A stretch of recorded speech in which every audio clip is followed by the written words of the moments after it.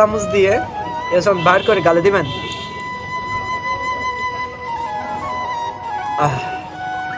ভিতর থেকে একটা শান্তি অনুভব হয়।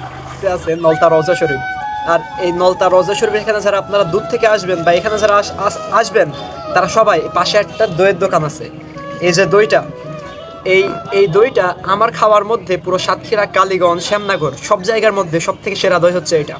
আপনারা যদি নলতা রওজা শরীফে আসেন তাহলে অবশ্যই এই দইটা একবার ট্রাই করবেন।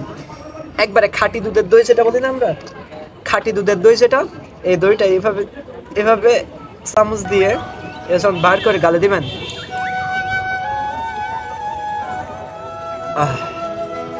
ভিতর থেকে একটা শান্তি অনুভব হয়।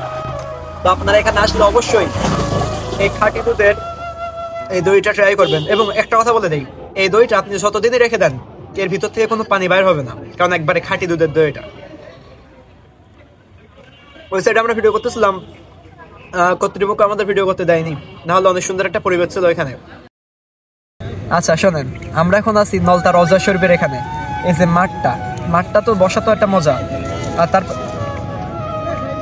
এখানে বসে সবে ভিডিও করা শুরু করতেছিলাম, কিন্তু তার মধ্যে কর্তৃপক্ষ ওখান থেকে ঝামেলা করে আমাদের উঠিয়ে দেয়। মাঠের মধ্যে বসা যাবে না, ভিডিও করা যাবে না, এমন নানান কাহিনী।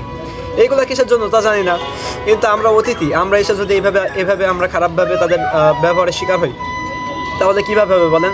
মাজারে গেলে সবাই সেখানে অতিথি আপ্যায়ন করবে, এটাই তো দেখার বিষয়। কিন্তু এখানে আমাদের ওখান থেকে উঠাই দিল, কি কারণে তা জানি না, কিন্তু আপনারা এই দইটা অবশ্যই ট্রাই করবেন। সবাই ভালো থাকবেন, সুস্থ থাকবেন, দেখা হবে অন্য কোনো ভিডিওতে।